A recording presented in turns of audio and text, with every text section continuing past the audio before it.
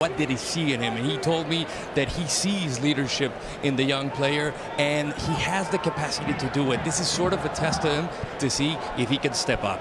And it has been a big jump for Matt Miazga, because you remember 2 years ago he was in at the Gold Cup, and the consensus of the coaching staff was, boy, this kid has a long, long ways to go. Ended up starting and scoring against Nicaragua at the end of the group stage, but and then the narrative was, he's a gamer. Right.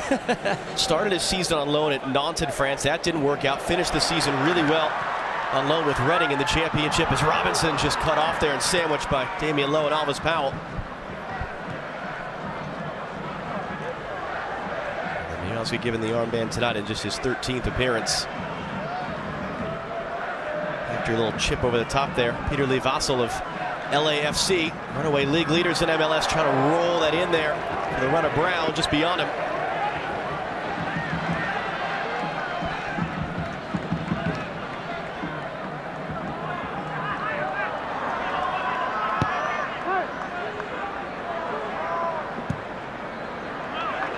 Again, a long switch for Robinson and for Mihailovic now. She scored on this field a week ago against DC for Chicago. His cross sent back into the middle there as Brown was tracking back defensively. Oh, nice little move. Hustle there, and now the outlet ball for Orgo to run onto. With Omar Gonzalez, who just has been announced he's going to be moving to Toronto FC once the Gold Cup is done. In MLS after 3.5 years in Mexico.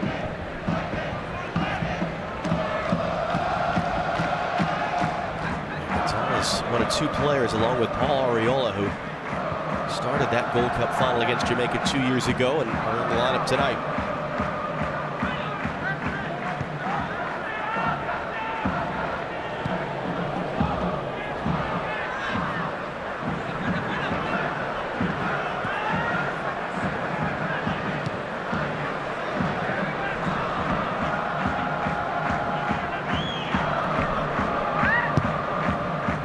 Looking long for Orgill. He was there first. Robinson had to be alert to get to the second ball. Rule now for Roldan.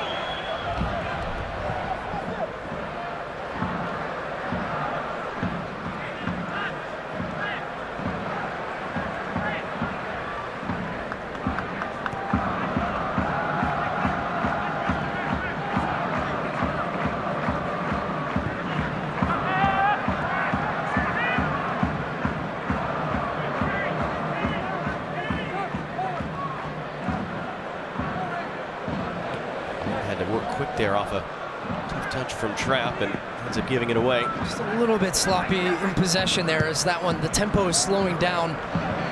It's kind of the tempo you'd expect of a game that's 2 games before the Gold Cup. We are a little bit feeling each other out a little bit.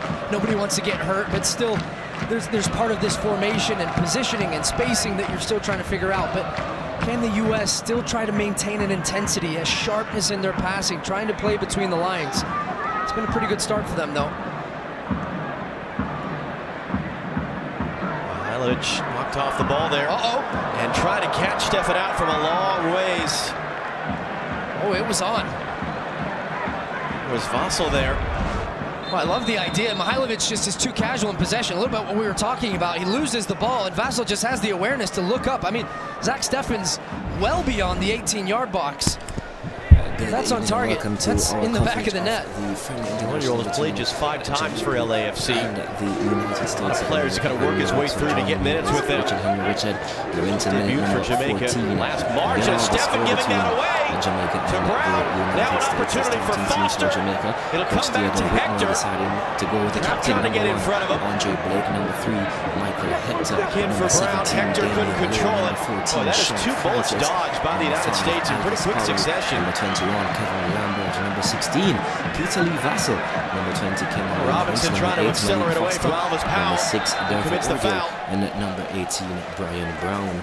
Just so nonchalant from Zach Steffen here, isn't it? I mean, they're trying to build out of the back. Jamaica had pushed up, but just 2-3 seconds on the ball. Not that sharpness that we're talking about. And the U.S. do a good job. And at that point, when the ball is given away, how do they recover quickly and get numbers behind the ball? Wasn't sharp enough from Jamaica either, as they were trying to create a half yard to get the shot off. I'm sure at some point he'll be inserted into this game. for the United States. In goal, number 1, Zach Steffen. Ariola now. Lawrence backing off for the run from Trapp. The cross met for Sargent, met instead by Francis. Number 5, Anton Roldan Robinson. able to steer it back. Number 13, Tim Ream. Number 14, Mihailovic now from Mikovic. Number 6, and that was going to go the other way. He thought he was being Paul fouled, Ariola. so he landed on the ball, Jackson but there was no foul in the opinion of Kimball Ward, the referee. So a handball free kick for Jamaica. I mean, there's a little bit of contact there, but actually it's the second step from Mihailovic. He loses his footing on the right foot and then thinks that's for sure going to be a foul. He picks up the ball.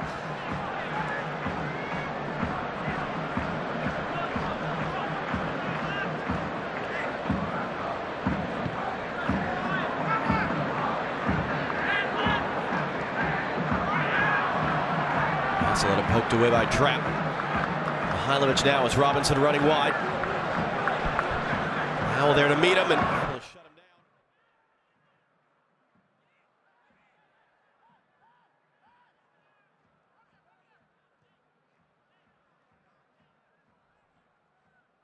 Yeah, that would be good.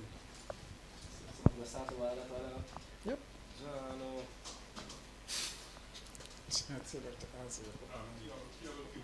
All right, cool. Practicing. Yeah. Send your money. Well, then get food. See what you there. And get good food. Yeah, man.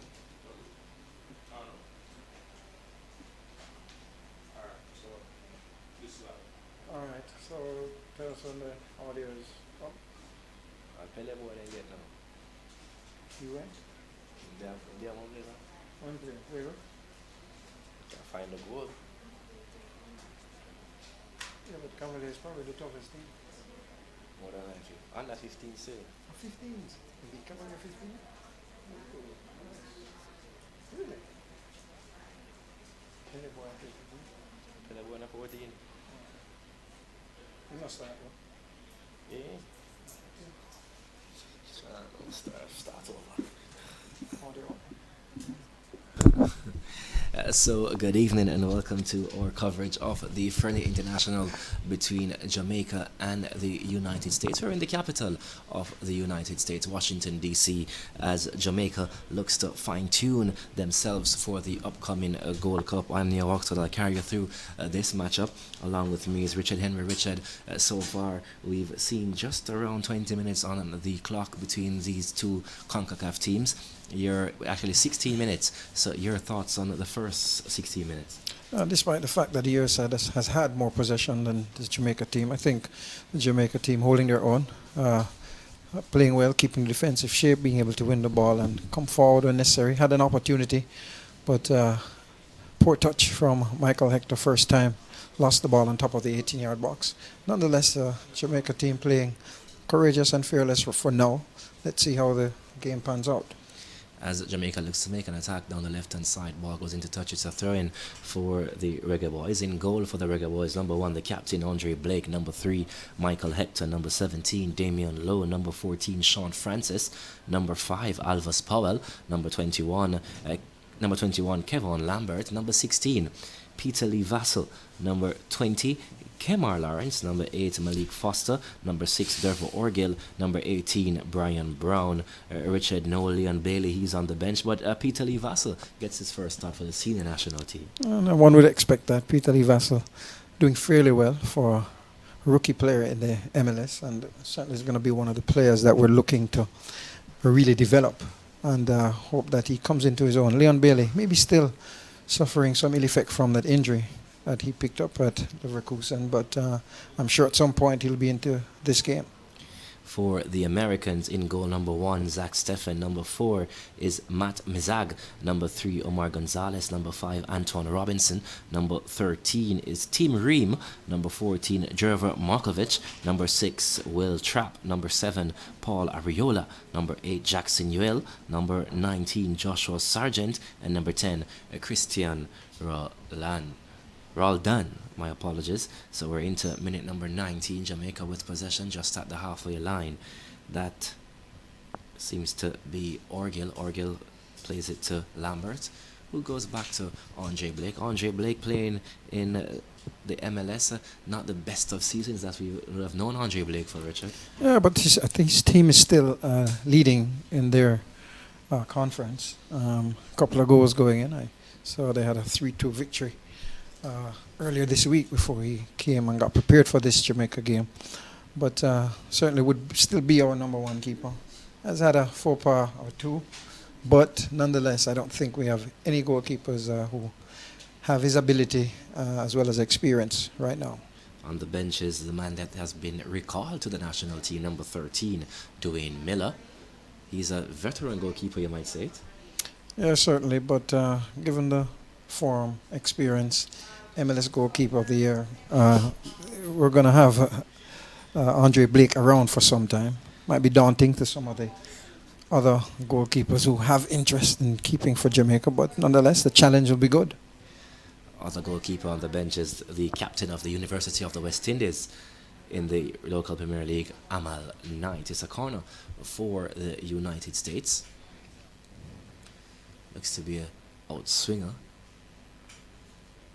Ball swung inside. Andre Blake comes and easily catches that one. Outlet pass by him very quickly to Alvas Powell. Alvas gives away possession. Here is the United States. They will be looking to play on the counter-attack. It's inside the center circle. Instead of going forward, they go back. Minute number 21. Still nil all. A score between United States and Jamaica. Jamaica clearly playing with two holding midfielders. A little bit disappointing to see Alvas Powell trying to come upfield, turn the ball back, and still not being able to find a pass. Holding midfielders a little bit slow in coming forward. Nonetheless, I'm not a fan of two holding midfielders, but the two competent players, Hector and it's Kavan. Let's hope that they're able to manage that midfield and keep the pressure off the defenders. Coming forward, there will be a challenge now to see which one of our creative midfielders step up. As the Americans play a long pass down the left-hand side of their attacking unit, the right-hand side of the Jamaican unit, it goes into touch for a throw. Alvas Powell there on the screen. You can't say the young Alvas Powell anymore. I think he's a senior player now. Yeah, but still, in age, quite a bit a ways to go, and should be one of the players cemented in this Jamaica team, and always does his best. Here are the Americans. Ball played inside, intercepted. Here is Michael Hector, is able to turn with possession. He looks for an outlet pass. He finds one eventually. It seems to be Brian Brown. Brown plays the ball home. It's over to Damian Lowe.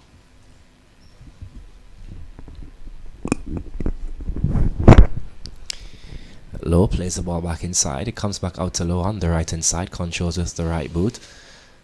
Looking for forward movement, Richard. Not getting that any at all from his Jamaican unit. Well, the United States team is playing really high up the pitch and closing off quite a few of the passes or possible passes for the Jamaica team. The movement of our midfielders is going to be very, very important. Ball is played back to Lowe. Looking at the part now, finds Alvas Powell on the right hand side. Alvas goes all the way back to Andre Blake, the custodian. He picks it up around the Jamaican penalty area. Here are the Jamaicans on the move now. A long pass goes up to Malik Foster, who finds the turf. Nothing given by the referee. Think he just fell on the ball, Richard. Yeah, not the best first touch from Foster. A surprising pass from the left fullback. Can't say that we always want those fullbacks to play that final pass, but in the absence of not seeing any passes inside, a fairly good pass, but poor control. Not the smartest tackles by Sean Francis, the centre-back beside the likes of Damian Lowe. He runs right through the back of the American number 10. Whistle on the play, free kick for the United States. the last FIFA World Cup, not seeing the likes of the United States, so they also have something left to rebuild, Richard. Certainly, and they're definitely in that mode with the players that they've included, not only in this team, but the players that will be going forward for their Gold Cup experience. They would have been tremendously disappointed with not being at the World Cup and would want to make some amends, but let's see how they do against this Jamaica team. The remainder of the Jamaica team on the bench: number 13, Dwayne Miller; number 15, Javon Watson; number 4, Andre Lewis; number 10, Darren Mattox; number 6, Ricardo Morris; number 22, Devon Speedy Williams; number 7, Leon Bailey; number 11, Shamar Nicholson; number 12, Alex Marshall; number 23, Amal Knight; number 2, Jamwai Topi; and number 19, Tyreek McGee. For the elder people in football, they would say that this Jamaica team is a very young one, but these are players ranging between 25 and above, Richard.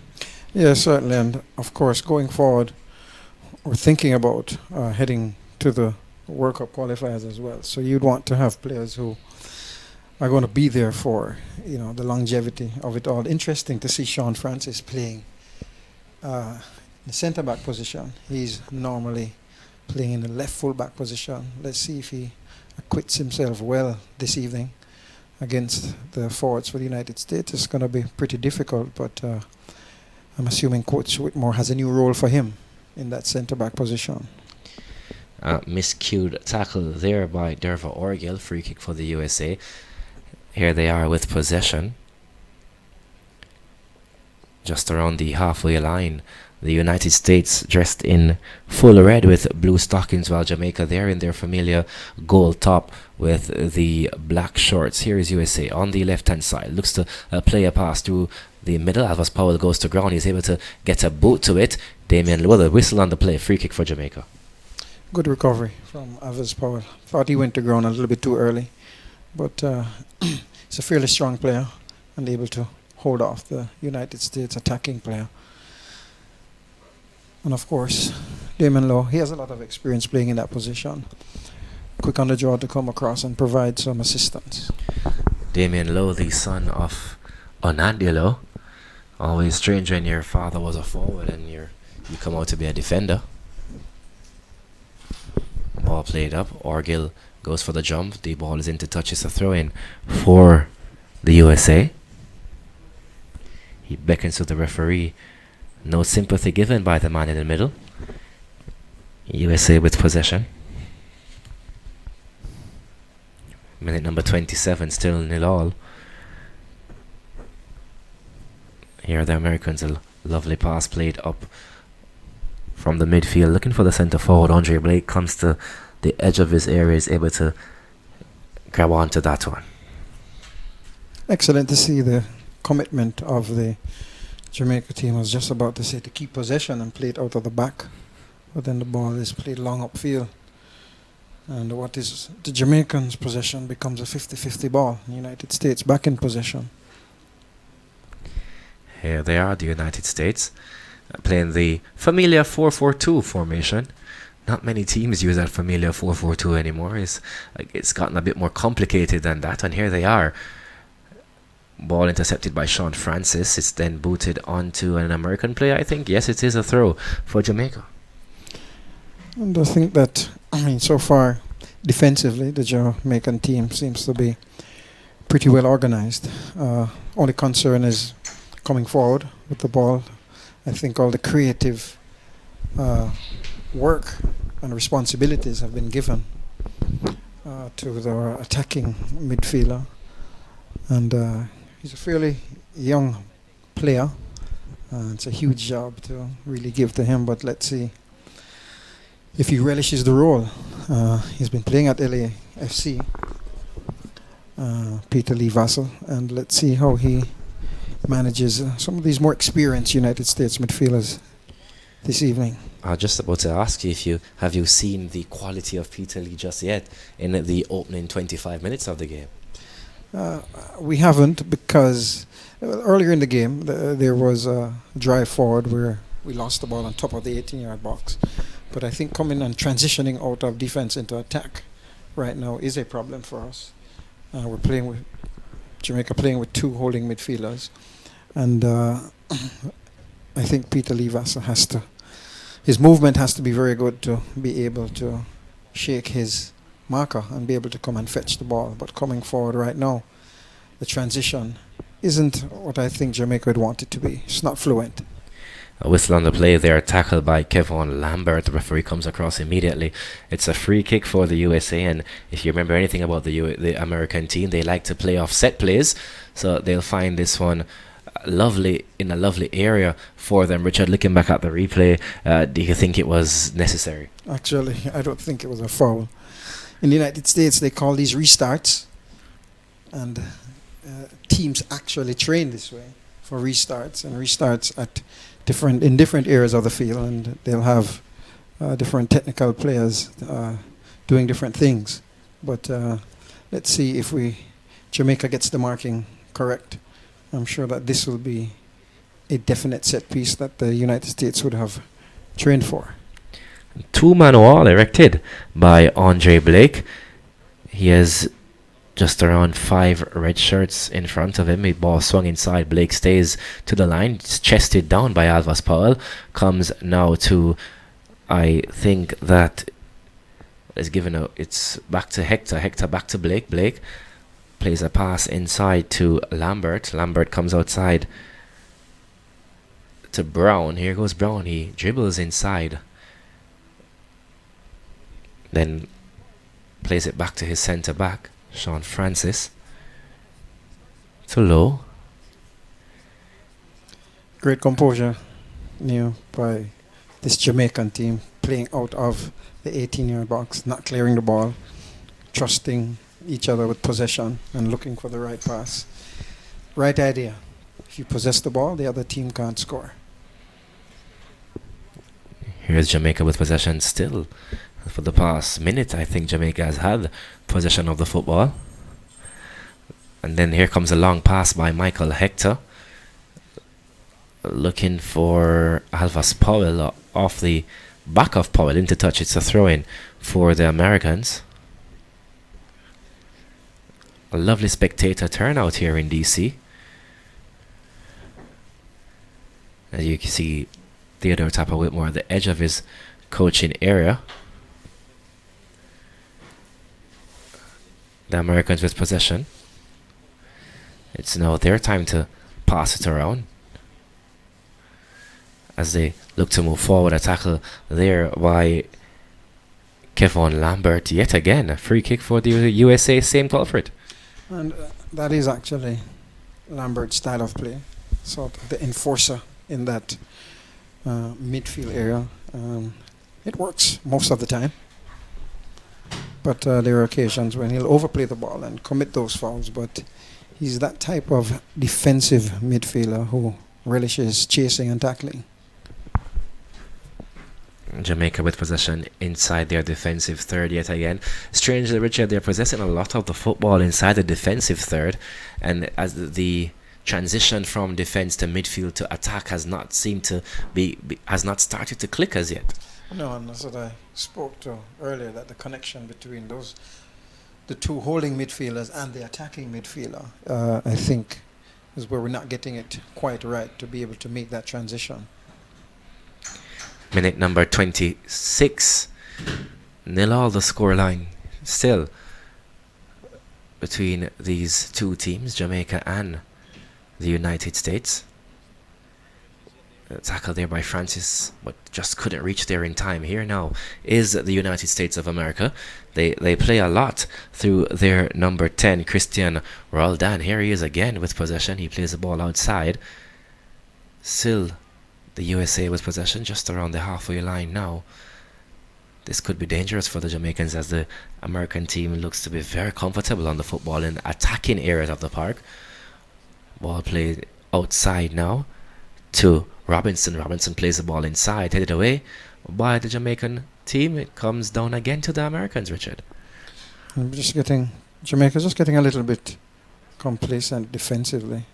Important to keep the marks and to chase and challenge when players do get free. United States trying to play the ball from left to right and spread the Jamaican team open. But I think The two inside backs for Jamaica are playing pretty well.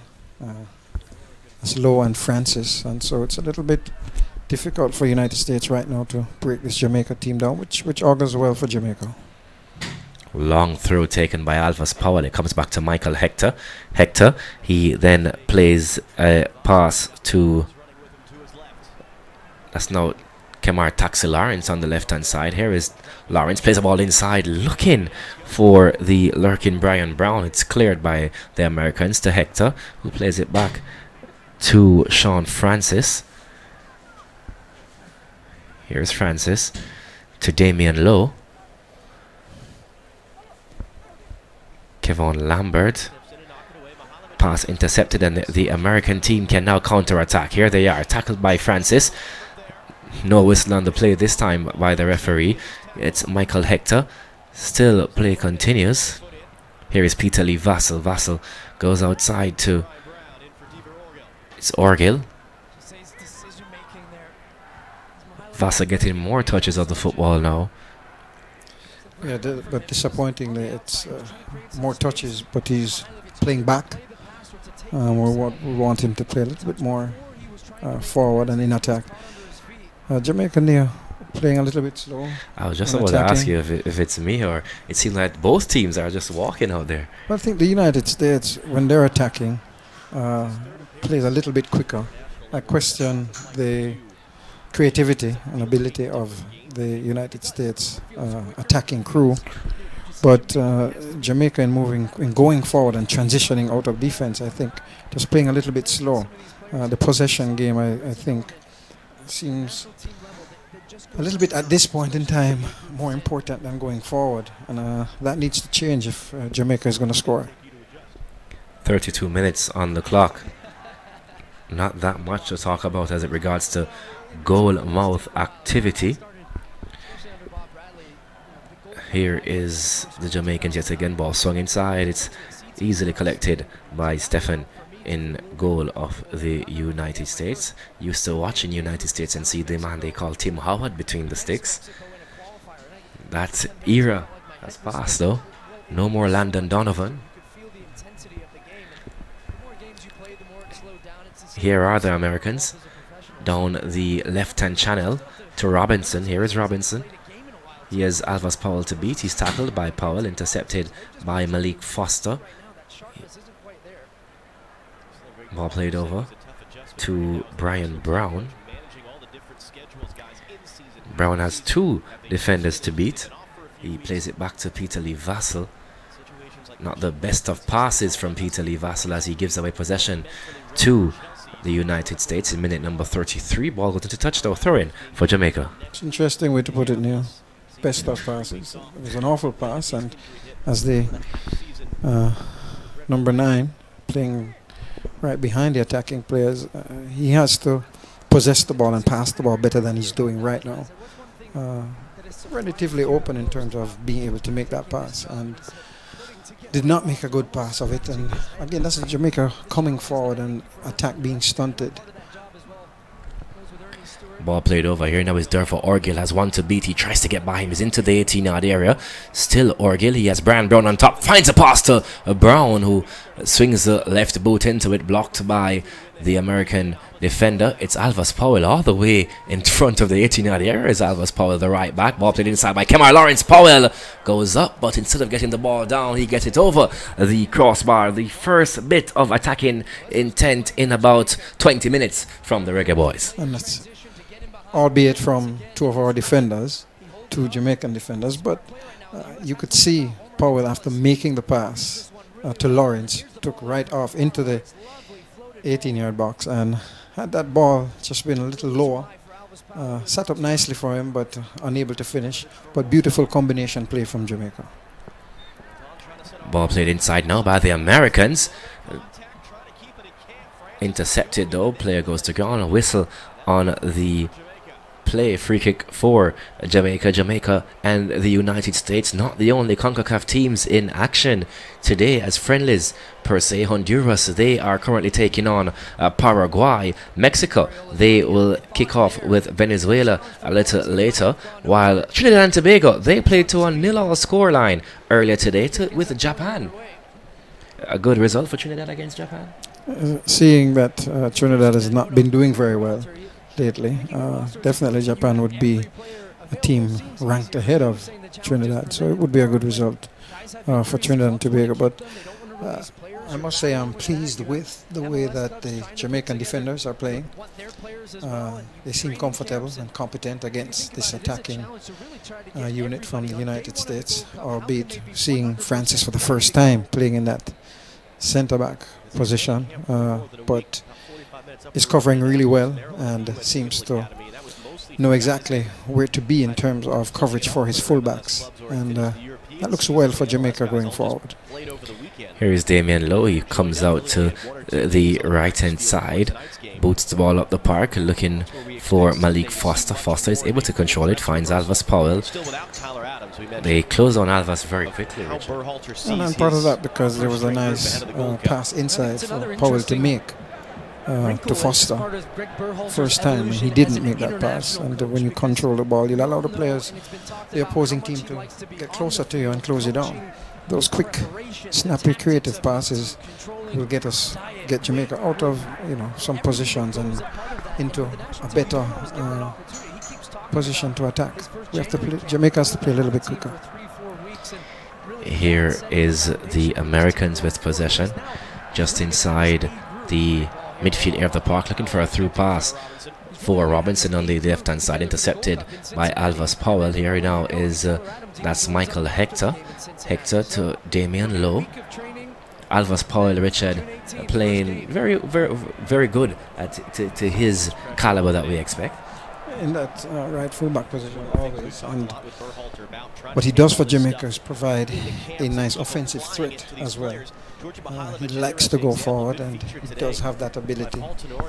Can square the ball as well and take on the opposing fullbacks and the midfielders. So certainly he will have cemented his place in that right fullback position. But again, the transition from defense into attack for Jamaica is happening just a little bit too slow. Jamaica holding their own against this United States team, but there could be a lot more in this game for Jamaica. We expect that to happen. It's a very explosive bench that Theodore Whitmore has, so he can change a game to attacking very quickly if he looks to do that. Who was very attacking today was Cristiano Ronaldo, scoring a hat-trick for Portugal against the likes of Switzerland in the UEFA Nations Cup. 3 goals by the big man, Richard. I would say that is to be expected. Here is Damian Lowe looking to play the ball up to Orgil. Orgil gets his head to it, but can't seem to get it under control, so it's booted away by America. Here now is Lowe yet again. Here now is Malik Foster. Foster looking like the old Foster with the dribbling like he used to do at JC. Shot taken to goal, the first on target by the Jamaicans in the game, so we congratulate them for that, but straight to the goalkeeper. Yeah, certainly that is Lambert, holding midfielder, coming up, head down, wasn't able or did not look up. Those shots are really finished shots. Near that just need to be placed, but straight down the middle to the goalkeeper. Nonetheless, the attack and the build-up from Jamaica is promising. So after 42 minutes, the score 0-0 between Jamaica and the United States. As we await the first goal, the stats show that the goals are normally scored in the first 5 and the last 5 of each half. Will we have one just leading up to halftime? Here is the United States on the right hand side. Ball swung inside, comes across to Robinson, gets his head to it, puts the ball over the bar though. Goal kick to Jamaica. Jamaica just caught on that transition and counter-attack from the United States team, and certainly that was a good opportunity Alves Powell had to be pinched inside, and his outside attacking player left free almost had the ability, if he thought about it, to control that ball and have a better shot at goal. Nonetheless, it's the counter-attack that Jamaica has to be very well prepared for. With Jamaica on the attack, ball taken away, comes back to Malik Foster, Foster to Peter Lee Vassell, Vassell to, that's Michael Hector, Hector outside to Brian Brown, who takes a shot, it's deflected, corner kick for the Jamaicans in minute number 44. He's trying to look and understand what is the attacking formation and the plan for Jamaica when they come forward with the ball in terms of numbers and squaring that ball inside. There was only Diva Orgill inside with 4 United States defenders around him, so beginning to wonder what's the offensive shape when Jamaica is coming forward. Left-footed corner kick to be taken by Kemar Lawrence, which means it's an outswinger. Here is Lawrence, swings the ball towards the 6-yard area. It comes down now for Malik Foster, who swings the right foot into it. Not the height needed, not the direction needed. That one goes wide. It's a goal kick. And I'd always planned to shoot. I thought that he could have changed that plan and maybe spread the ball wide, look for a teammate. His path to goal was well blocked by the United States midfielders who were transitioning. Nonetheless, he decided to shoot, skied the ball over the goal. Statistics say that the USA team has 54% possession over Jamaica's 46. Richard, did you agree with that? Yeah, I think it has changed during the course of this game. There was a point at which the possession was 73 and 27, and I think Jamaica has slowly played their way into the game, got comfortable on the ball, fearless, and wouldn't say it took a couple of risks, but really went after possessing the ball, especially defensively and coming forward. Even as we haven't had a US-Mexico final since 2011. Long run for Kemar Lawrence. His nickname is Taxi for his speed. Beats Miazga the ball. Gets a good cross in that Stefan had to come and collect just in front of Diva Orgill. Yeah, that's good goalkeeping from Stefan, though. He recognized the angle that Kemar Lawrence had there as it gets him behind, and he's already cheating a little bit, but it's smart because look at the speed. You're talking about a taxi. That's not a taxi, that's a Ferrari. As he gets in behind, but right there, Zach Stefan on his 6-yard box, anticipating, still covering his near post, but as he sees the ball coming across, cuts off the angle to get in front. Good goalkeeping. And that'll be the end of the first half, and a first half which has featured the best chances for the visitors. Lawrence involved in the last one there. So plenty for us to digest coming up next on our AT&T halftime report. 45 minutes down, 45 to go here in Washington, D.C. The penultimate tune-up before the CONCACAF Gold Cup. A scoreless first half between the United States and Jamaica.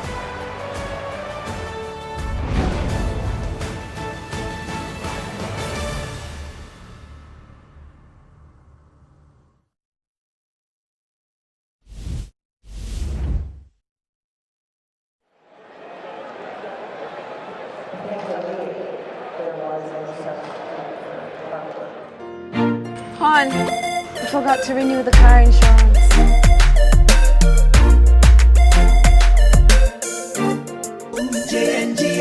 Easy access anywhere, anytime. It only takes minutes, just jump online. Legal insurance must be up to date. No long phone calls and no long wait. Quote by Renew. JNGI Online Motor Insurance, powered by JN General Insurance.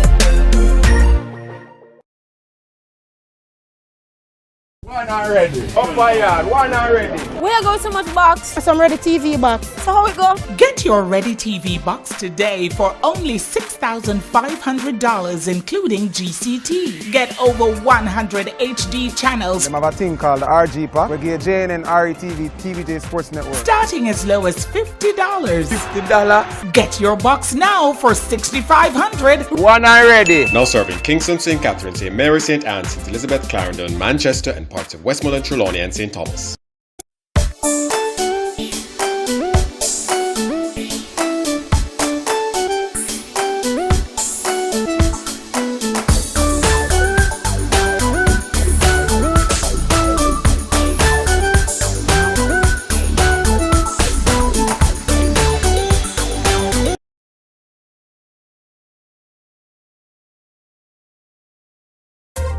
See the sun rise up, everything's okay. It's a beautiful day. Feeling so good, I'm glad I'm hydrated. For a day, the water way. One buckle, two buckle, three buckle, four. Water way body needs, so I gotta make sure. When I work all day or I'm with the family, I'm doing what's right for me. I see the sun rise up, everything's okay.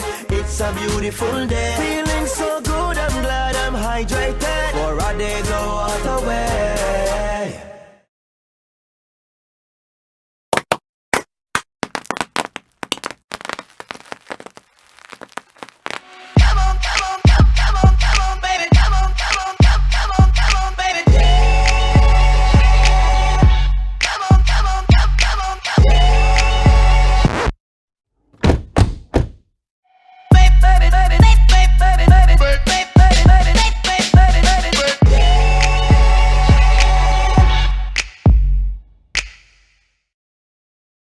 My name is Andre Blake, goalkeeper and captain of the Jamaica National Senior team. What was it like for me growing up in Canaanites? I remember back then, be on the road, playing football, kicking around, doing something, with our friends. I mean, things sometimes have changed. It was a very volatile community, high crime rate, but I'm just happy to be, a living testimony to show that, it's not just bad that actually come from the community, but a lot of my friends passed away, but I had a dream, I had a mission, I had a goal, and I decided that nothing was going to stop me from achieving what I wanted to achieve. Being in Jamaica, you don't need money to be a professional. Professional comes down to how you eat, how you rest, how you sleep, how you train, how you carry yourself. Being a professional is the first step to getting to where you want to go.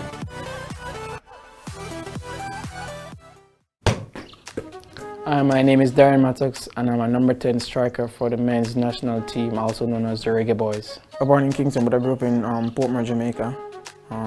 With my mother and two bigger brothers.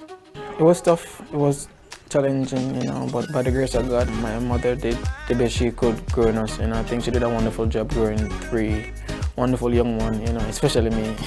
I played for my first club team over in Portmore. I think I was 12 or 13, so I started really late. But I grabbed on really quick because I was always talented and I just showcased my talent. And I remember the first day at practice, I didn't have no money, no bus fare to go home to get my stuff and to come back. And I actually run from Bridgeport to Portsmouth. That's a good distance run, and I came back. That's some of the drive and the determination that a lot of people don't know. That's behind the scenes stuff that people didn't know what it takes to go to the next level. I've been telling people I think we have the team that can go all the way this time, which we did have the team to go all the way last time. We fall short both in the finals, but I think with the experience of 2 Gold Cup finals, I think we know what it takes to win a third time around. Once you have a dream, go get it. Don't let no one tell you what you can't and can't do. You just gotta work hard and stay humble and just keep working hard and keep discipline, and then whatever you believe in and you put your mind to it, then you can definitely achieve it. Guys, June 17, 8 p.m, National Stadium. I want you guys all to come out and support. It's going to be a movie. I can't wait to see you guys, and I'm looking forward to it.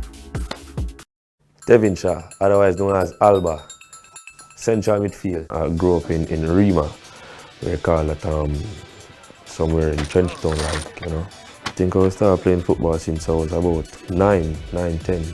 I started playing competitive football since I was 11. I've been playing central midfield from my second year at Boston Football Club. From there, I started learning the game and I improved. I can remember vividly the first time I traveled with the national team. I remember I carried a picture of my son to know that I'm really doing this for him. I was working very hard for this, and give thanks to my coaching staff, family, friends, for each and every one of those individuals who really played a main role in my life. I have to just tell them to just keep focused, work hard and believe in their dreams. If it don't happen today, it can happen tomorrow. Hon, I forgot to renew the car insurance.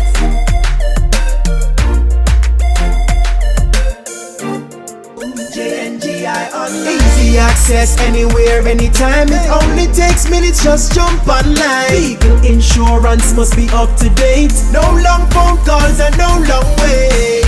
Quote by Renew. JNGI Online Motor Insurance, powered by JN General Insurance.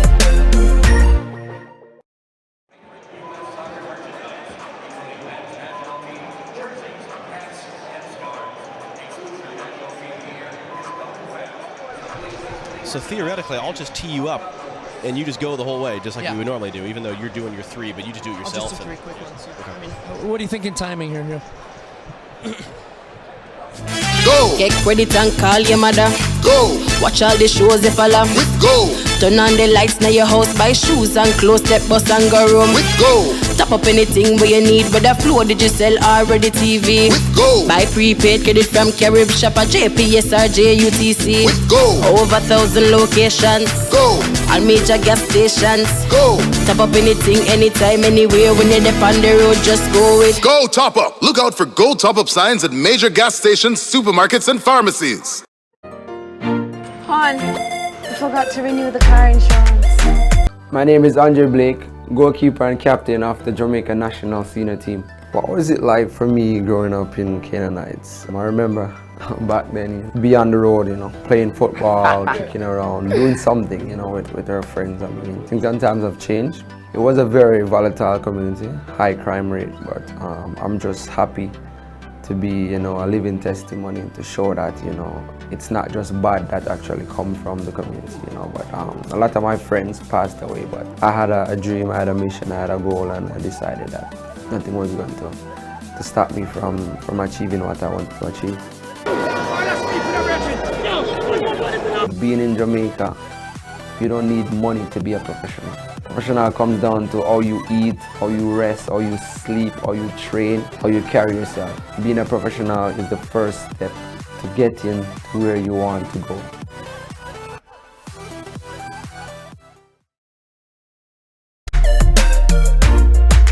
My name is Andre Blake, goalkeeper and captain of the Jamaica National Senior team. Guys, June 17, 8 p.m., National Stadium. I want you guys all to come out and support. It's going to be a movie. I can't wait to see you guys, and I'm looking forward to it. Devonshire, otherwise known as Alba, central midfield. I grew up in Rema, we call it somewhere in Trenchtown, I think I started playing football since I was about 9, 10. I started playing competitive football since I was 11. I've been playing central midfield from my second year at Boston Football Club. From there, I started learning the game and I improved. I can remember vividly the first time I traveled with the national team. I remember I carried a picture of my son to know that, I'm really doing this for him. I was working very hard for this, and give thanks to my coaching staff, family, friends, for each and every one of those individuals who really played a main role in my life. I have to just tell them to just keep focused, work hard, and believe in their dreams. If it don't happen today, it can happen tomorrow.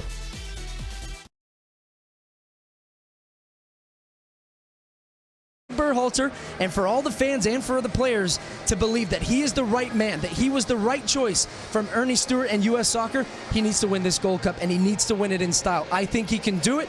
It's going to be a tough test. Mexico missing some players, but I'm excited for this tournament to get going. There's so many incredible storylines, but for the U.S. men's national team, this is more important than any Gold Cup that I can remember in recent history. And as you mentioned, Mexico without a lot of their top stars, having gone out the semifinal 2 years ago. Jamaica got to the final. Costa Rica's always been knocking at the door. Will there be attention on deliver in the big moment? We're going to find out soon enough. A week from Saturday, in fact, is when the CONCACAF Gold Cup will open at the Rose Bowl. It'll be Canada against Martinique and then Mexico versus Cuba in the opening night doubleheader. Second half kickoff between the U.S. and Jamaica here from Washington, D.C. is next.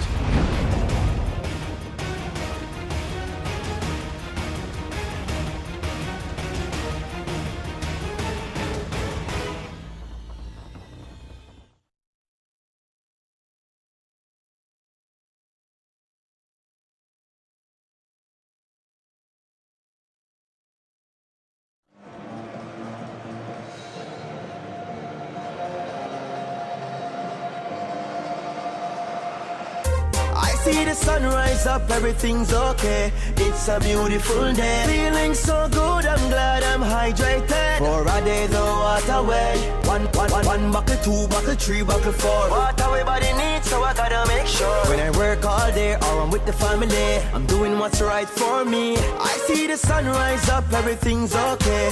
It's a beautiful day. Feeling so good, I'm glad I'm hydrated. For a day, the water way.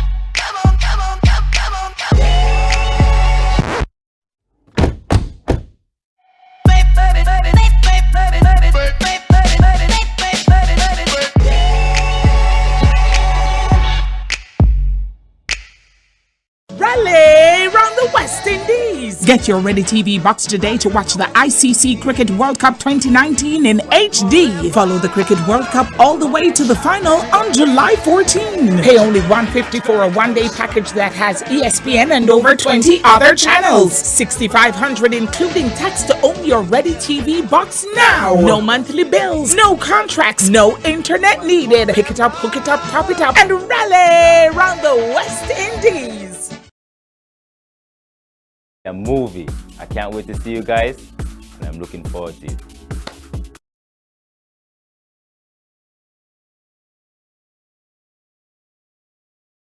What was it like for me growing up in Canaanites? I remember back then, be on the road, you know, playing football, kicking around, doing something, you know, with our friends. I mean, things and times have changed.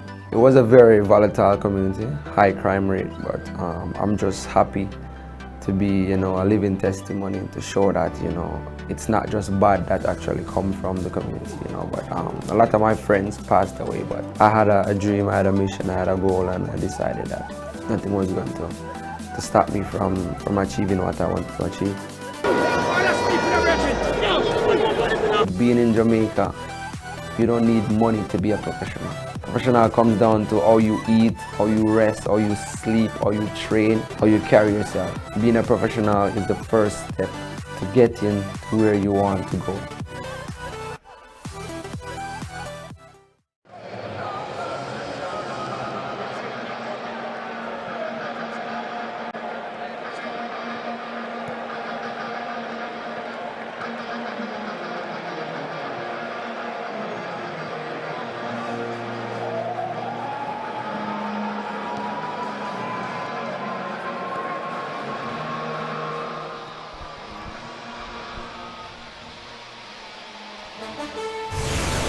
FS1's coverage tonight from Washington, D.C. is sponsored by Volkswagen, the presenting partner of U.S. Soccer.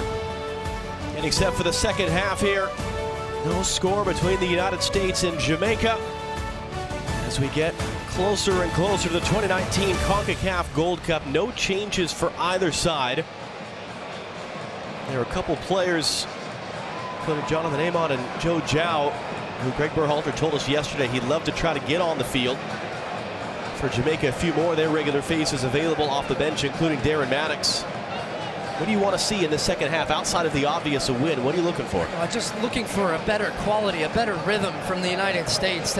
More similar to what they started with. It just felt as the half went on, it looked like there was less understanding of positional awareness, the crispness of the passing, just taking too many touches in key areas. Can they be a little bit cleaner? And looking down, and you mentioned a number of those subs, John, they look certainly prepared. They're getting instructions that I would expect to see them in 10-15 minutes. There's a couple of guys that Greg Berhalter just tapped on the shoulder who are now going through with one of the assistant coaches some more specific instructions. It's like Daniel Levitz and Nick Lima among that group from what we can see. Second half underway. Turning into a fairly comfortable evening for all the threat of thunderstorms and the humidity today in Washington. Roldan on the run from Miazga. Got the first touch in front of Francis. Can he catch up to the ball? He can. Got a cross in, and Blake able to snare it. That's terrific work from Christian Roldan here. Just what we see from him week in, week out in Major League Soccer with the Seattle Sounders. Just running, constant work rate, smart running too, and then still somehow finds a way to get across into the box. One that time gobbled up by Andre Blake.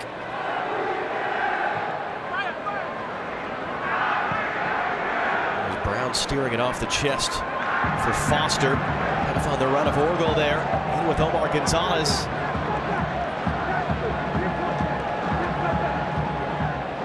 Orgel cutting it back on Gonzalez. Got a cross in. Ream, easy stuff for him to collect it.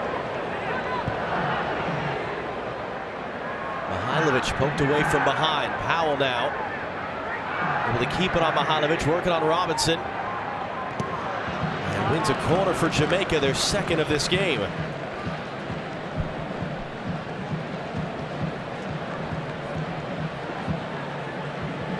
Zach Steffen, who entered this camp as a Columbus Crew player, will leave this camp as a Manchester City player. Although a report yesterday from Paul Tenorio that it will be Fortuna Dusseldorf in Germany he'll be heading to on loan. Now dealing with an in-swinging ball from Kamar Lawrence. Hector pulling away at the near side. It was Sargent knocking away.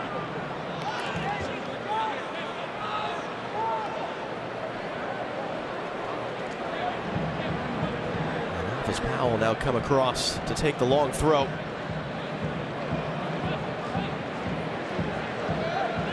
Powell, like Lawrence, a starter for Jamaica in their run to the Gold Cup final 2 years ago. Come back for Michael Hector now. Lawrence forced backwards.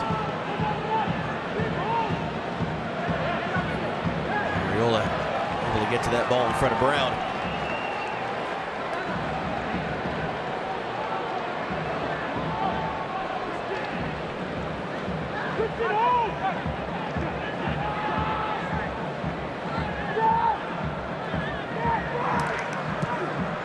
Sending it in from deep, and it was just too far behind Foster. That you saw great look that we had, just the bend of that ball, started taking it back. Wasn't it?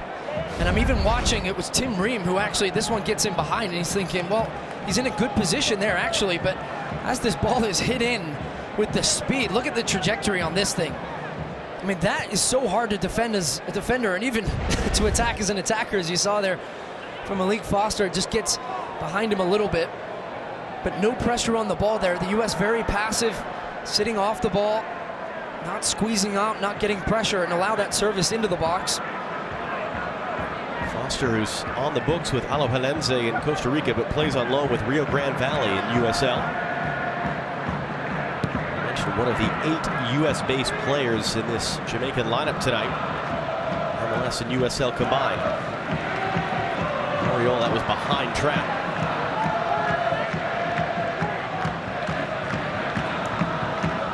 Cut off Lawrence.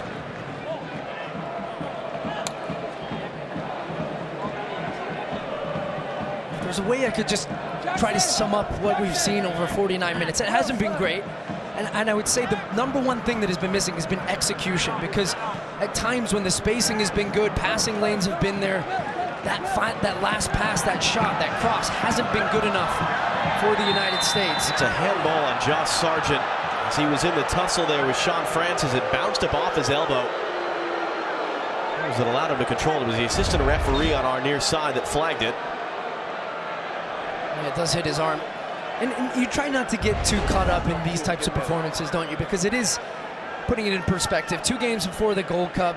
It's an experimental lineup. It's players that are perhaps on the fringe. Can they play their way in? Can they shine? Nobody has really stood out in today's game so far. And that's perhaps an opportunity missed for somebody that is maybe on the fringe of this team. I think maybe the players that we're looking at who are going to make that 22, 23 for Berhalter's roster are going to be the players that I think we're going to see in a couple minutes here off the bench. Well, it's funny. I was going to say this, actually. You and I have had a running joke over the last year and a half about coming into some of these friendlies, exactly, and saying, okay, well, what's at stake tonight? What does tonight mean? Oh, it's a process. It's long-term. It's growing. It's building. Well, that sort of stops Sunday, doesn't it? That Sunday, while still a friendly, you need to start looking sharp, because the Gold Cup is right off the back of it, particularly as we expect to see more of a starting first-choice group, that it really does change quick, as that's loose ball picked up by Brian Brown, trying to get around Miaz, get the near post, hit the outside netting. Steffen pulled back, felt comfortable enough that he had that near post covered, and Jamaica will make the first change tonight for either side. Michael Hector coming off and replaced Andre Lewis had been the last couple of years with T2, the Portland Timbers USL reserve team, playing back in Jamaica this year. Just won the title with Portmore United this spring.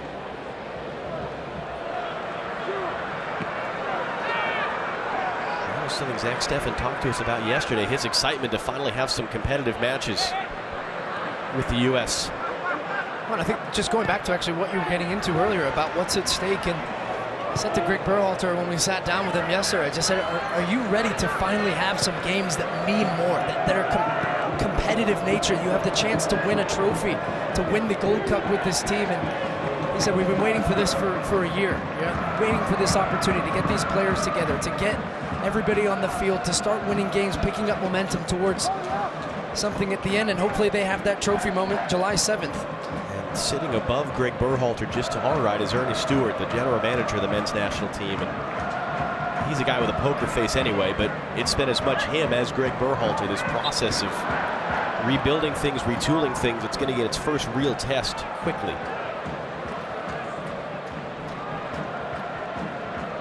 Rodolfo Landeros down on the field. What did Greg Berhalter have to say coming out of the break?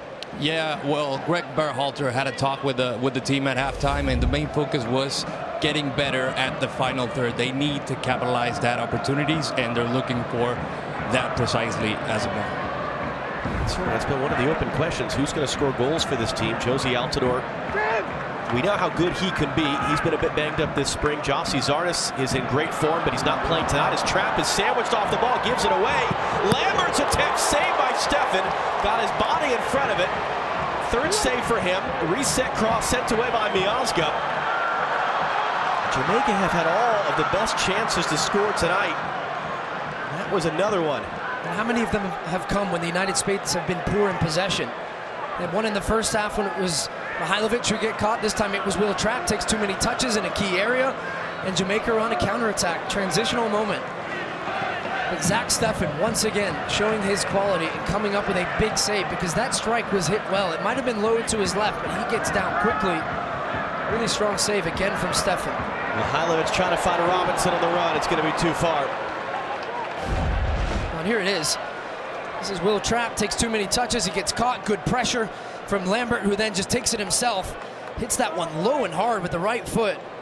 Give a look at Steffen's view, and it's even coming up on him, and I think it actually comes off his chest in the end. When asked yesterday, is Zach Steffen your unquestioned #1 goalkeeper, Greg Berhalter sort of scrunched his nose and went, well, isn't that obvious? He's going to Man City. That was a field player. You'd be screaming about this guy.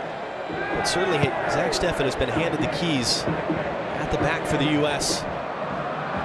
3 saves so far tonight. And you saw that the U.S. has just allowed 1 goal in the 4 games under Greg Berhalter. Here's Jackson Ewell now. Robinson to his left, had to wait for it on Powell. Now his cross lifted in all the way through. There's another example. I mean, you said it perfectly. Wait for it. The pass is behind Anthony Robinson.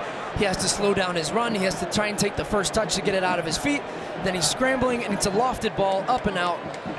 Wasted attack and a goal kick. So just, you can feel the frustration, can't you? You can see the reactions on some of the faces of the U.S. players. They've got their first 2 subs up and ready to come on. Jonathan Amon and Nick Lima. That was a little bit under hit there, and Mihailovic couldn't quite control over his shoulder, then commits the foul. Jamaica going to bring on Shamar Nicholson as well. It'll be Jamaica who make their sub first. It'll be Malik Foster off. Nicholson is in Slovenia. Actually led their league in goal scoring as a foreigner this year. 13 goals in 29 games. More than any other foreigner in the Slovenian league. Went to that country after the last Gold Cup, having played in Jamaica before then. The U.S. will wait on their 2 subs. Who we saw burst onto the scene out of the January camp this year. And on who we saw in camp in October for the games against Peru and Colombia. There's Nicholson on the turn, cutting back, handing off to Vassell. Peter Lee Vassell thinking about it himself, heading it back on Trapp, trying to curl that shot. It's just wide. And a player we don't really see much of at LAFC, but he's been awfully involved in Jamaica's attack tonight. Oh, he sells this one so well with the left foot. Watch how he's, I mean, almost overly. He's thinking that type of run up, but he just gets Will Trapp to bite and comes back on the right foot. And actually, Zach Steffen looked like he might have been caught there. He wasn't looking like he was expecting it. Just wide past the post. One of the interesting new rules that has just taken effect is you don't have to clear the 18-yard box on a goal kick. So a couple times tonight, the U.S. is playing it right back in. Omar Gonzalez picking it up basically on top of the 6-yard box, but that's also been Jamaica then pressing high up into that spot. U.S. able to play their way out of it this time and keep it all the way through. Jackson Ewell. Ariola is making his run, had to check back, come back to get that ball. Lawrence not letting him roll it in for Roldan.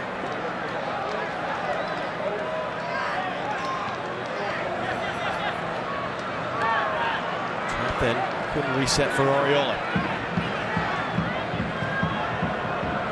Loose ball there off a deflection, and Robinson able to pick it up. Run on Damian Lowe. Robinson to the middle. Ariola and Trap each thought the other was going to come to get that. Orgel. Gonzalez intercepting it off the thigh as Nicholson was making the run. Robinson tried to escape from Orgel, playing inside. Mihanovic couldn't control it.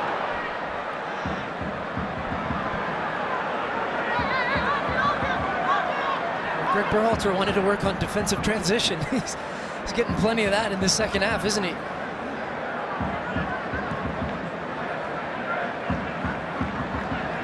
Sargent, good battle there. And the ball off of Lambert.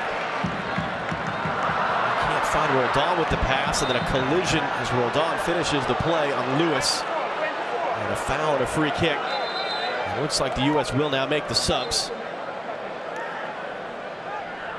The Neymar who started against Peru was with the under-20s in March, so just his second appearance. Jackson Ewell, again, it's a neat story. It's a kid that isn't even eligible for the Gold Cup, has sort of come out of nowhere this spring with the San Jose Earthquakes, at least come out of nowhere onto the radar of the national team. It was 58 minutes tonight on his international debut.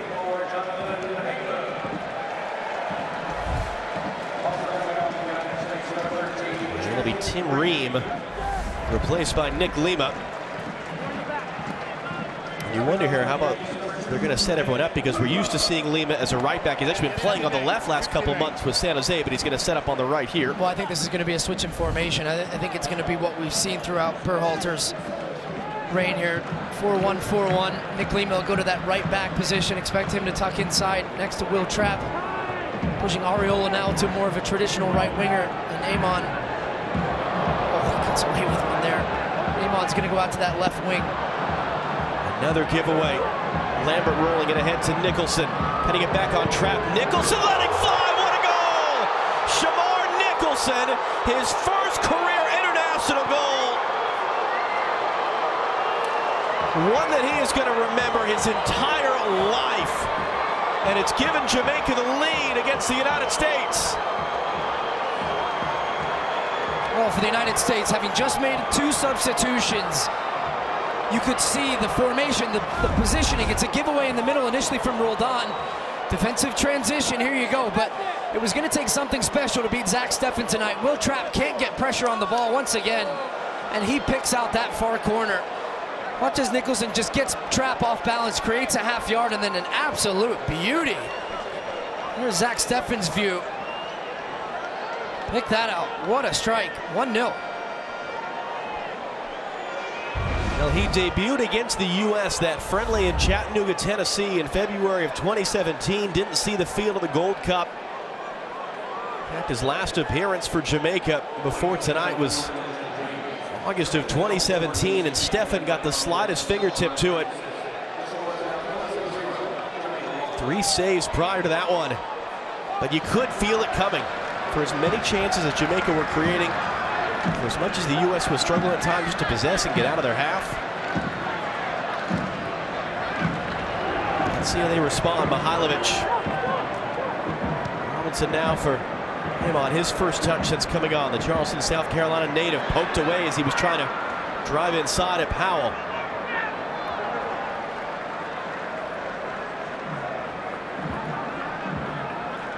found sort of a fascinating story. Plays for Nordsjælland in Denmark. He originally went to Denmark as a teenager, just sort of a soccer, sports-minded boarding school.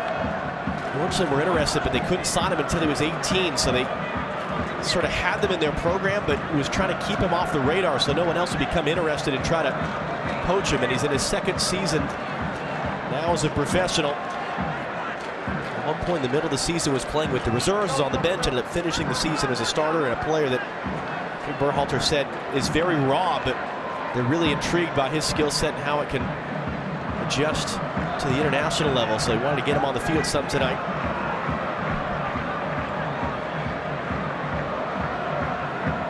And I think, look, it hasn't been great from the United States tonight, but I think you still have to have some perspective here. We've talked about it a couple times. This was a game that was meant for experimentation. This was a game where there's some rotation, trying a new formation, which he's gone back to now, the normal one. It hasn't been crisp. The passing hasn't been good. The execution hasn't been good. But at the same time, the players that we're expecting to start in the first game, June 18th in Minnesota, the Tyler Adams, Pulisic, Weston McKennie, Michael Bradley, Aaron Long, Josie Altidore. I mean, that takes this team's quality up another level. So while it's a little bit troubling and it's not what you want to see against a team like Jamaica that has been in 2 Gold Cup finals, no excuses for tonight's performance, but certainly ahead of the Gold Cup, it's not all doom and gloom. Let's just pump the brakes a little bit on that. But what does Greg Berhalter have as far as quality and depth in his team, not just for the Gold Cup, but going forward? Tonight has not been good.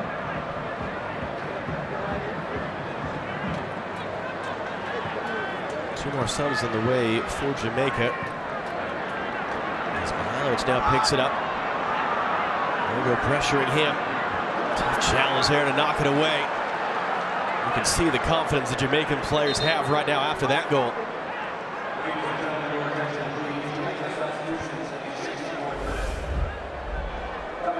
So Kevin Lambert is going to come off. Here comes Devon Williams, who plays for Louisville City. Actually has won the last 3 USL titles, 2 with Louisville, the year before that with Red Bulls 2. Alongside Aaron Long and Tyler Adams. This is another one of the new rules taking effect, that instead of taking the time for that player to come all the way across to the near side of the 4th official's position, you leave the field to the nearest point to make the sub happen faster. Has that been bedtime reading for you, the new laws of the game? It has not been, but it is going to be. IFAB has an app, apparently, that I will be saw it. It's using. on the way. New handball rule. We all love to debate handballs, don't we? This will make it even better, I'm sure.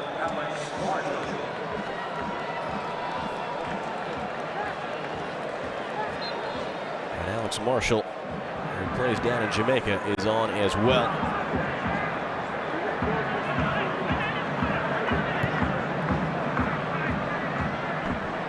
Is going to be giving a debut in a few minutes as well to Dwayne Holmes, another sort of intriguing player that Berhalter wanted to bring in to get a look at. Mihailovic working hard to keep it in there. Lima, though, couldn't find a teammate. Joe Jiao also preparing to come on for his first appearance for the U.S. in 4.5 years. A native of these parts as well, as he said, I'm from here, but I've never actually been here to Audi Field. He's going to be coming on the field here in a moment.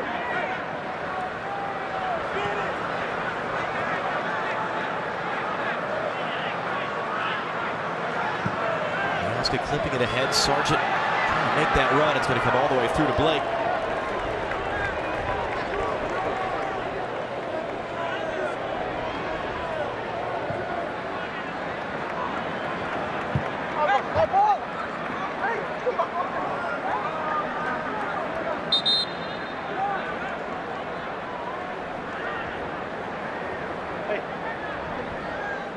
So it'll be rolled on, coming off. Comes the 9th player now to debut for the U.S. under Greg Berhalter, Dwayne Holmes. Actually born in Georgia, American father, English mother, but moved to England at the age of 4 and grew up there. Just finished his first season with Derby County, having played in the English 3rd tier the season before. He was a part of the team that went to the promotion final this year in the championship before falling to Aston Villa. It's his first call-up. It's his first appearance now for the U.S.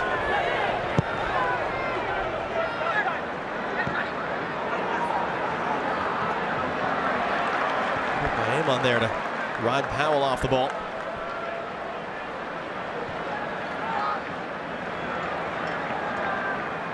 And turning inside, able to keep it.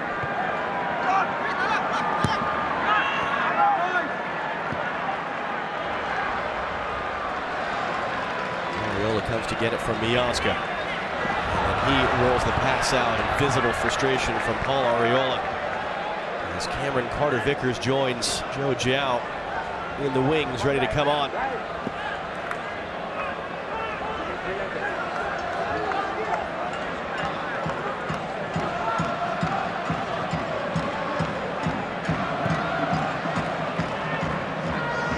He's getting that away to Powell in some space.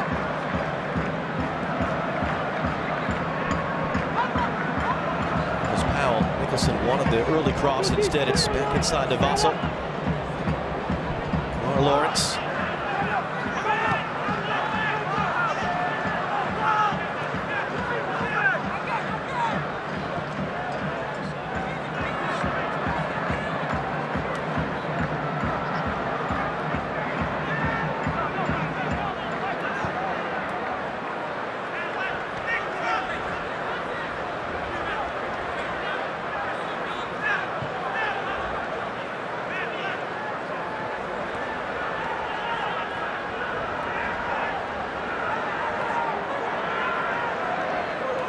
U.S. can't even get a touch right now, can they? Jamaica just possessing the ball, looks so comfortable, moving that around. Real pressure on the ball. String of probably 20-plus passes right now for Jamaica, finding Vassell here. Wide for Orgill. The return, trap there, intercept to get the U.S. back on the ball. Gonzalez now for Ariola, who's on his way out for Jiao. Gives that pass away to Lewis. Nicholson. He wants another one. So trying to find Orgill and Robinson tracking back, intercepted. And again, the U.S. can't get out of their own half.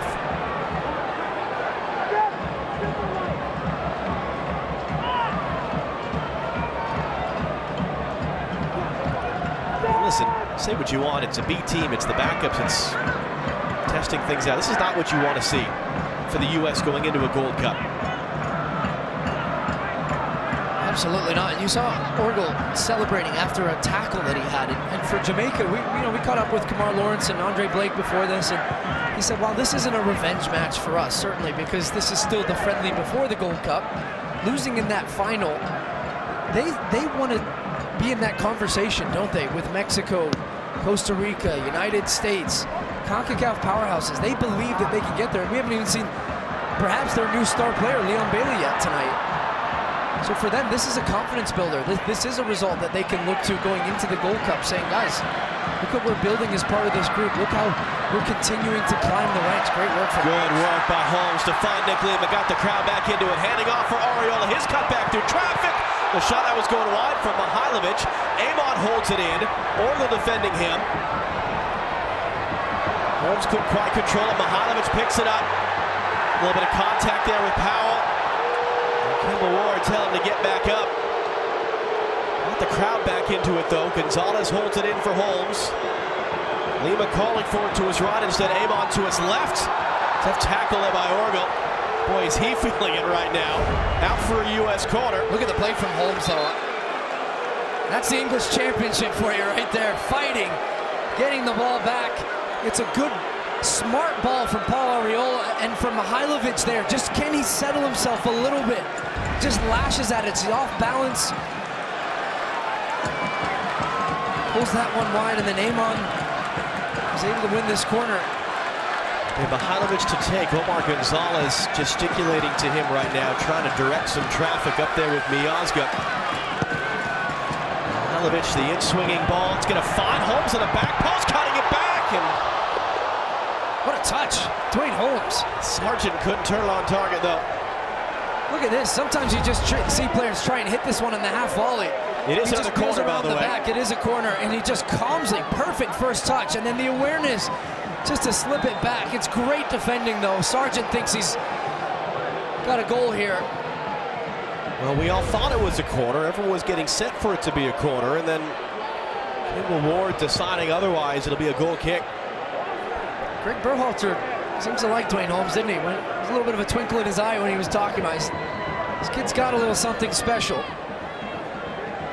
So Ariola will come off for the U.S., and this is a really special moment for Joe Giao, who considers this area home. Grew up in Silver Spring, Maryland, just to the north. Made his U.S. debut as a 20-year-old. He left for Germany as a teenager. 2 years of injury, starting with a knee injury, playing for the U.S. in October of 2014 against Ecuador. As Miazga also comes off for Carter Vickers. And Giao talked to us yesterday about having his family here. He said, they've been through so much with me. All the hard work, the rehab, the setbacks, failing fitness tests. When he thought he was back, he said, I've watched a lot of things pass by on the TV screen.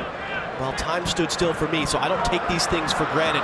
As Orgel off the header there of Nicholson. I think it might have been a handball, but will play on as he outfights Robinson for it. Giao has remade his career in the lower divisions in Germany. Gets back on the field for the U.S. now to rescue something out of this game. Cameron Carter Vickers, his first touch since replacing Miazga.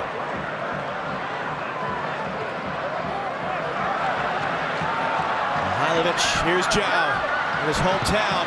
First touch is across. Cut out by Francis.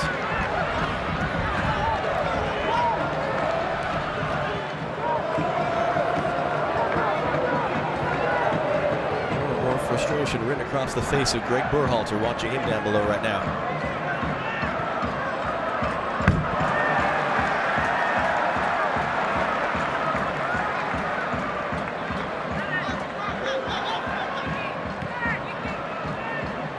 He's a third-generation international as well. Giao, his grandfather played for Ghana. His dad played a handful of times for the U.S., late 80s, early 90s. Both of them played professional ball here in the Washington, D.C. area as well.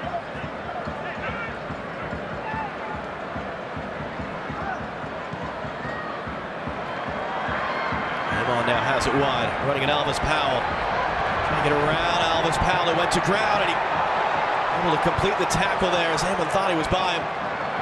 You can see, though, the benefit of having two wingers right now with speed.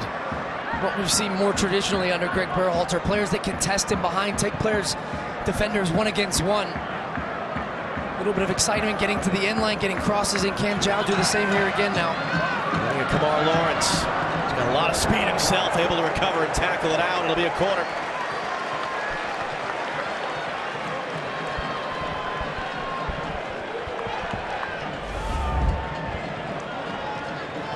Born in Tampa, but moved here to the Washington, D.C. area as a kid. Once again to take.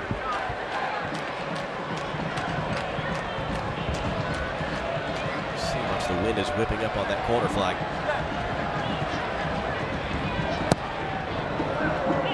Outswinger. Vickers attacking it. It's straight up in the air. Blake there to get it.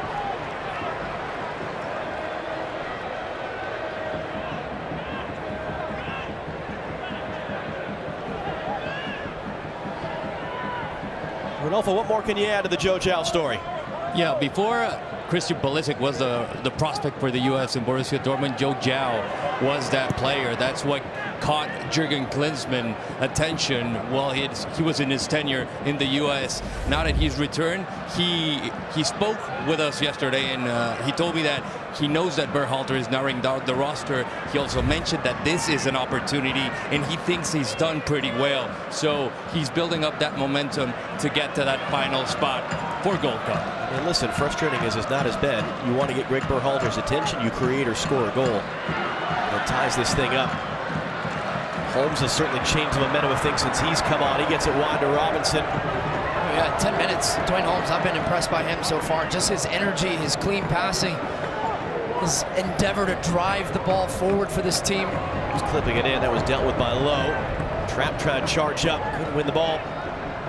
And then Orgel goes down in front of Omar Gonzalez.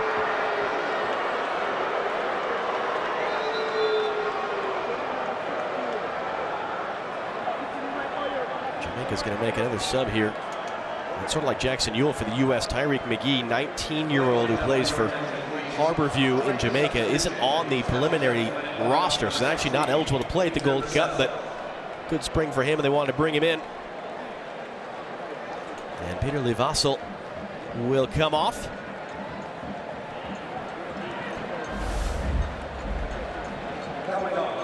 Each team now with 5 substitutions made tonight, and about a quarter hour to go.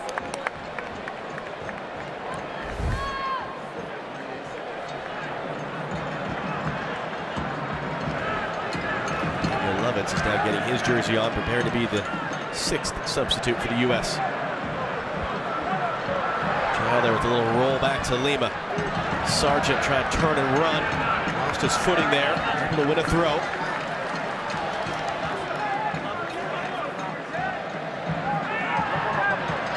Didn't see Nicholson coming until it was too late. He was able to keep it on Holmes as well. He has the lone goal tonight in the 60th minute. A spectacular one as well. Muscled off that one by Orgill, but he gives the ball away.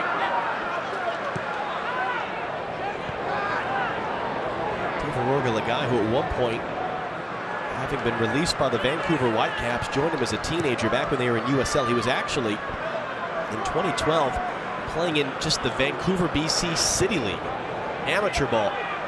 Ended up getting himself a trot at a club in Finland.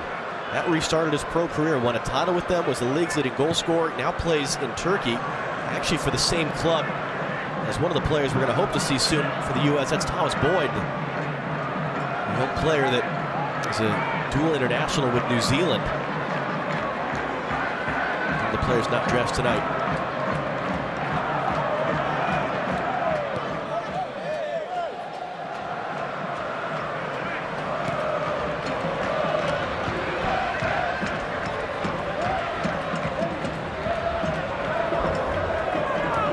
Getting his final instructions, prepared to come on.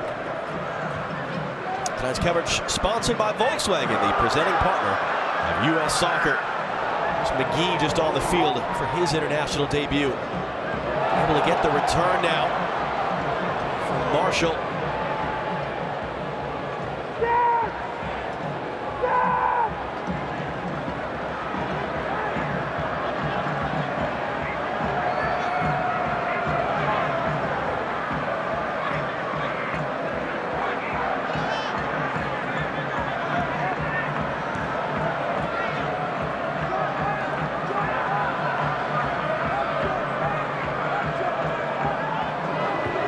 Surprised are you by this as compared to the first 4 games we've seen of this Greg Berhalter era?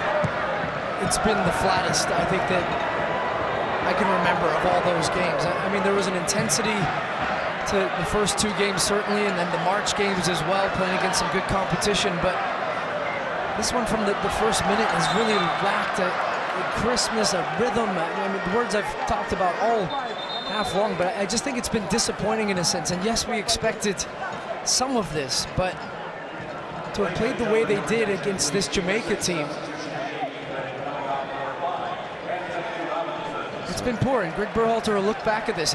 This will be on the cutting room floor as far as the tape room going into that game in Cincinnati. That is for sure. Anthony Robinson is off. Daniel Lovitz, the Montreal Impact, is on. The player made his debut in Greg Berhalter's January camp. 6th substitution of the night for the U.S.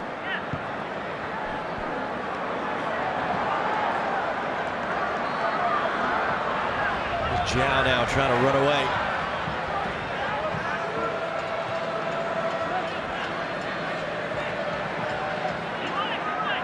Trump, who has the captain's armband, with Miazga now on the bench.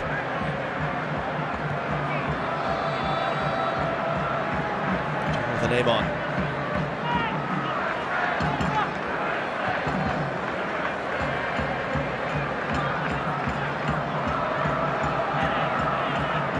Gonzalez for someone to pass this ball to.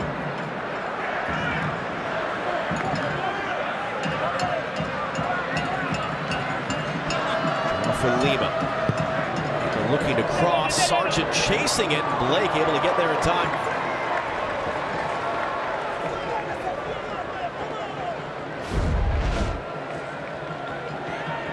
Nick Lehman now is playing right back, central midfield, getting into the attack.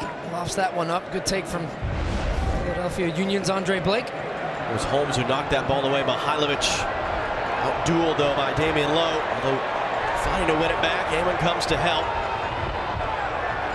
It's going to be out for a U.S. throw. And it's Lowe who has stayed down. Mihailovic and Lowe getting into a little tussle here. Lowe showing his strength. Mihailovic doesn't want to give up on it. Amon joins in. He's still down. Who was a draft pick of the Seattle Sounders 5 years ago, never played in MLS for him. In the lower leagues for Minnesota, Tampa Bay Rowdies, now in the Norwegian 2nd division. And played every minute for them at both the Gold Cup 2 years ago and throughout the CONCACAF Nations League qualifiers back to September.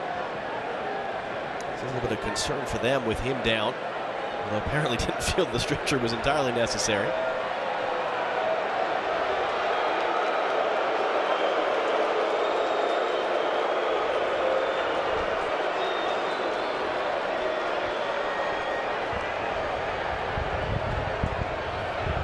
What seems surprising about it as well is the fact that they've had this camp at the Naval Academy. They've had this time together. Greg Berhalter said to us yesterday he was surprised how tight this group is, how cohesive they are.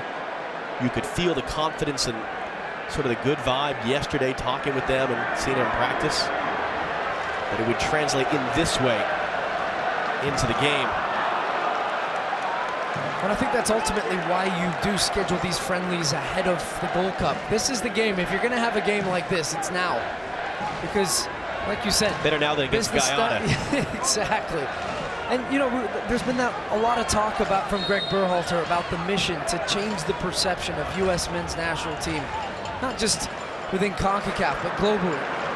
You don't get much room for these types of games from the fans and their perception of what this team is, a fan base that already is fallen out of love with this team and is looking to fall back in love. How do you do that? You win the Gold Cup, you do it in style, but there isn't much room for these types of performances, because I can only imagine, hopefully having some perspective, that social media and people at home watching this game, there's not many positives you can take from this. Because it's not however many skeptical fans you might have, there's also so many loud voices in the American soccer sphere who are not at all fans of the U.S. Absolutely. And their voices will be amplified by somebody completely within their right, regardless of who's actually on the field. And Oriel will now come off for Jamaica. Darren Maddox, who had a career year last year here in this building with DC United. Career high 10 goals, although the goals and the appearances drawn up when Wayne Rooney showed up in July.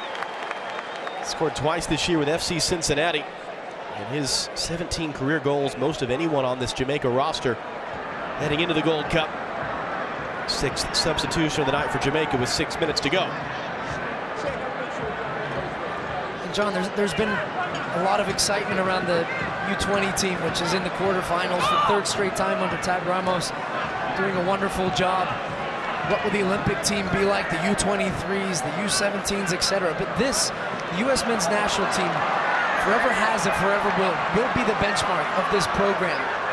And this is where you're ultimately judged. So how do players translate? How can this team... Nicholson started at Lewis's shot. 4th save of the night for Stefan.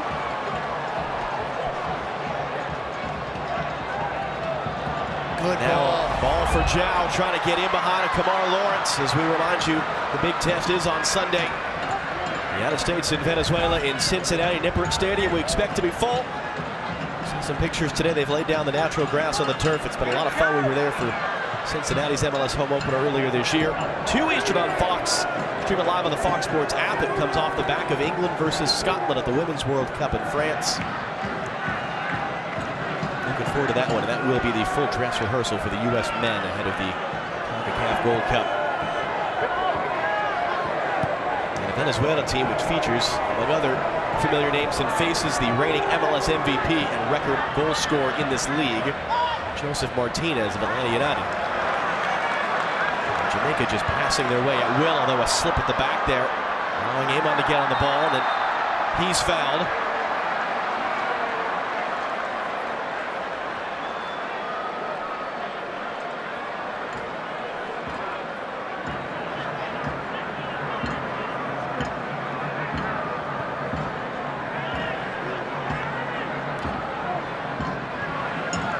Zhao. Inside for Lima. Dwayne Holmes. Goes down by Maddox. Maddox does well to find the pass, although Lima's pressure. And Holmes stepping back in on Maddox.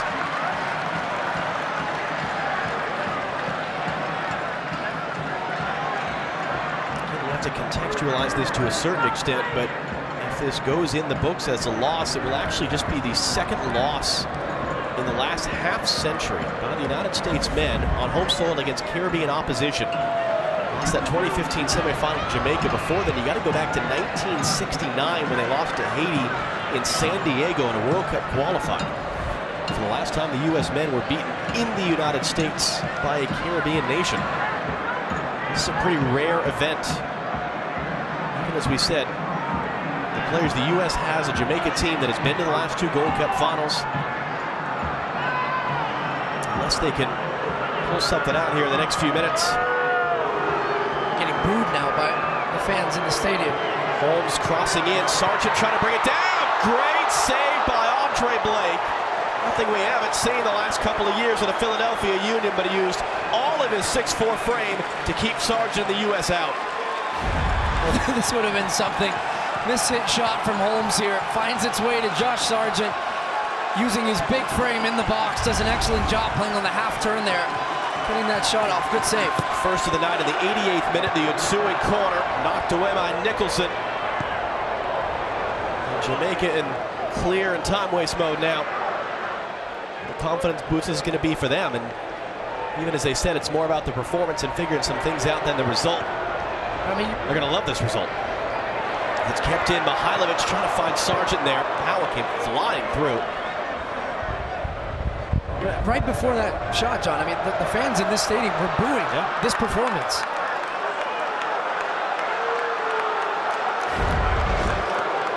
This is the shot from Sargent, and it just, as he hits it, it bounces down into the ground. It takes the speed off the ball.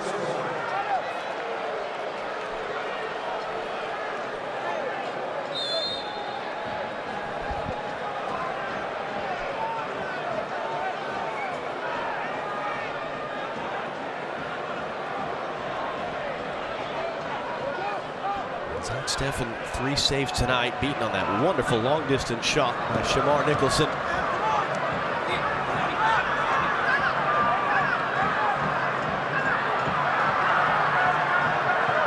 Lawrence able to get a throw.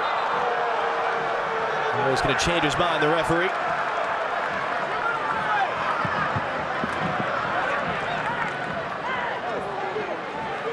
But it really does. It just shifts that pressure now on to Sunday in Cincinnati.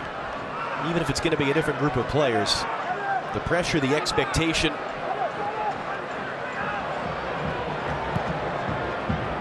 Really interesting to see how they bounce back and sort of a look we get from Venezuela. We've said it a number of times, John, that this is a huge month. This is a huge Gold Cup for this team, for Greg Berhalter, for Christian Pulisic, Tyler Adams, all these players. Amon in for Holmes. Jonathan Amon has it back. Lima from a long ways out puts it in the stands as the ref puts up 4 minutes of stoppage time. I think you said it rightly. We can't think of stakes being bigger for a long time at a Gold Cup. Just the perception, winning hearts and minds, the reputation of this men's national team. That's what's at stake in this next month.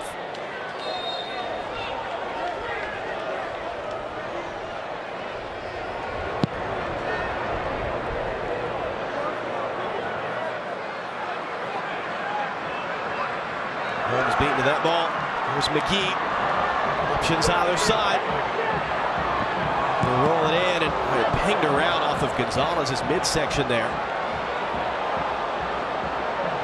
Greg Berhalter will have about 3 hours to submit the final roster due by midnight tonight.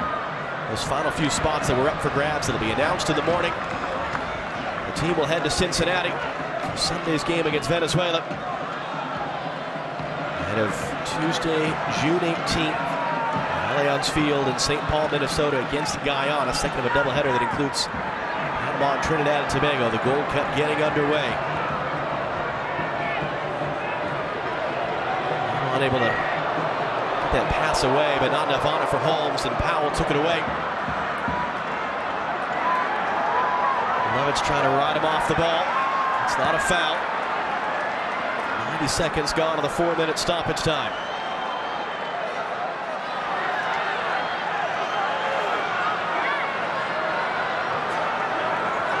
Errant pass there from Lima in between Mihailovic and Zhao.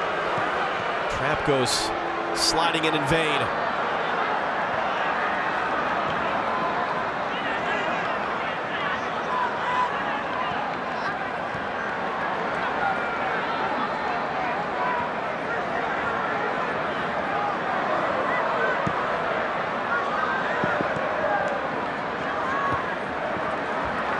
This is one every player on this field will be looking for the delete button after, just to put this one out of their minds, because I can't think of any moments throughout this game that you could point to and say that's what you want to see. Maybe the first 10 minutes when the U.S. started well, some good movement, some interchanging play. Areola, Roldan, Sargent. But I mean, I'm grasping at straws here, trying to find some positive from this performance. Dwayne the only Holmes. positive, Dwayne Holmes. A couple minutes off the bench here, looked lively in the middle of the field.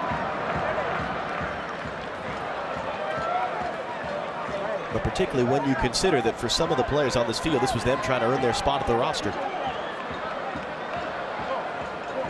60 more seconds, and man down on the far side for Jamaica. So that was Powell. Nope, that's not Powell.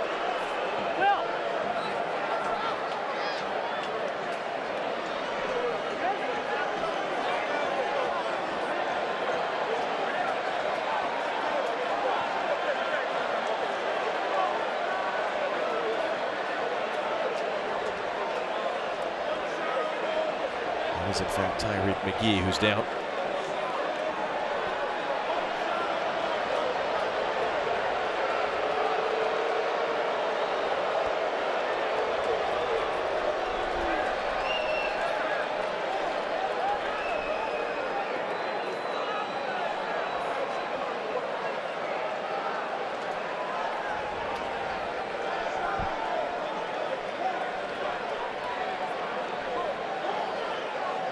Whatever seconds are going to be left for this one to the end of this. Again, it's Sunday, 2 p.m. Eastern. The United States and Venezuela from Cincinnati, live on the Fox network following England versus Scotland of the Women's World Cup in France.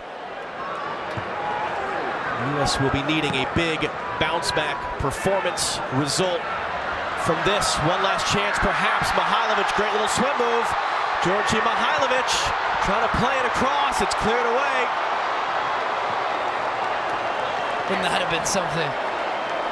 We're going to be given time enough for this throw, it looks like, from Kimball Ward, the referee. It'll be Holmes to take it. Connor Vickers is coming forward. Gonzalez is coming forward. Holmes' throw. Not the first flick, not the second. It's cleared away. That's it. It's a defeat for the United States.